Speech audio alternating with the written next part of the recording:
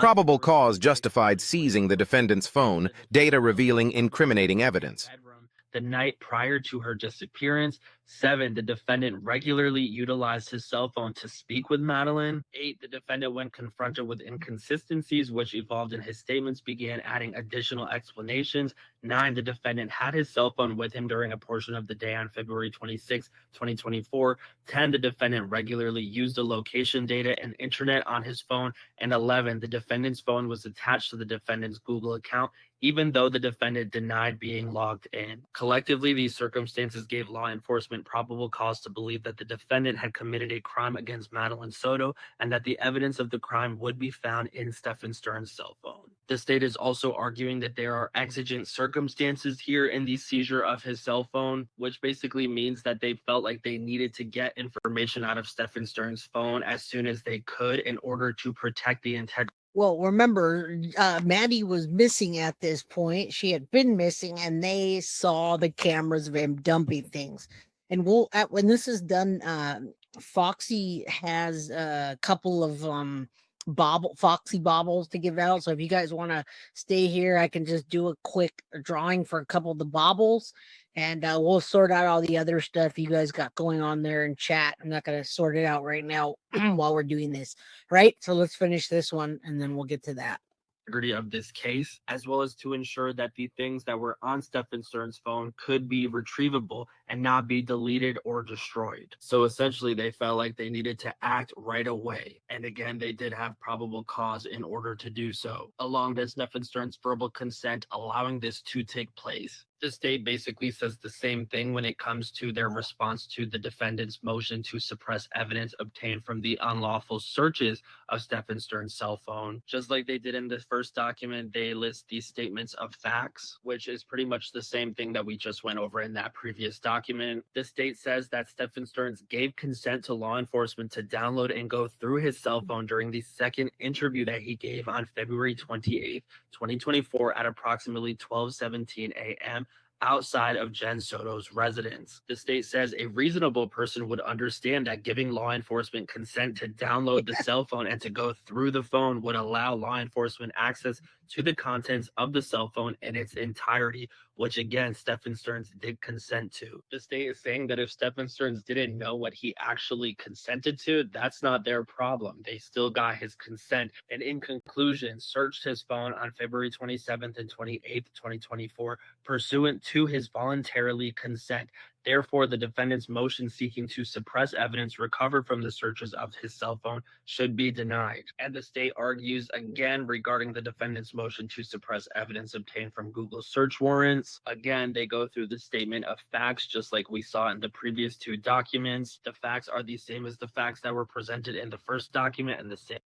This is Matt Thibodeau, guys. Matt Thibodeau. He's like the only one that's credible on TikTok reporting on this stuff. So Matt Thibodeau has a connection with, he's like one of the only people that they put on the Justice for Madeline page. So he'll give you updates. I'm not a TikTok person, but I was just on Justice for Madeline page, and he's going over what I just went over. It's almost done here, but he's talking about the motion to suppress, what happened, and then what the defense did.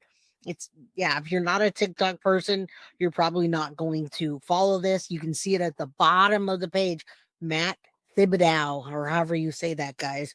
I have a lot of people asking that today, but I have it real big down there. I don't know if you guys can see it now. I don't typically go on TikTok, but this guy's credible, and they put him on Justice for Maddie. So there you go. All right. Let's finish this up. We're almost done. Same as the second document. But in this document, we find out that after Stephen Stern's phone was taken in, it was brought to the Orange County Sheriff's Office and submitted to the Digital Forensics Unit.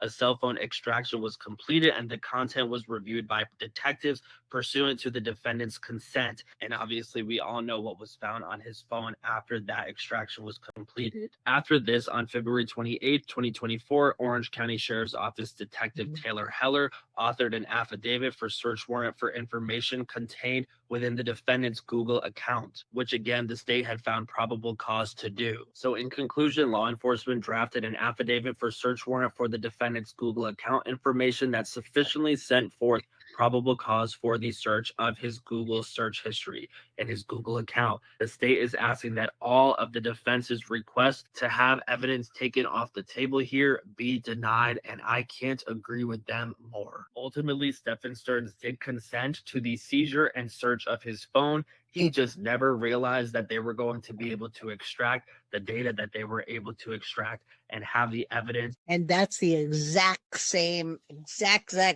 Thank you, Matt, for that. That is my exact thoughts. Jen Soto and Stephen Stearns sat down at that desk that morning, had a chat, deleted it twice, did a hard reset, and had no idea that information was going to come up. All right, then didn't even think for a minute. They're like, it's pretty good. Especially Jen, give him your phone. She said, give him your phone. You don't want to look guilty. Just give it to him. All right. Against him that they were able to collect. Yep, that's it. Bam. All right, so that was that. Let's do this real quick.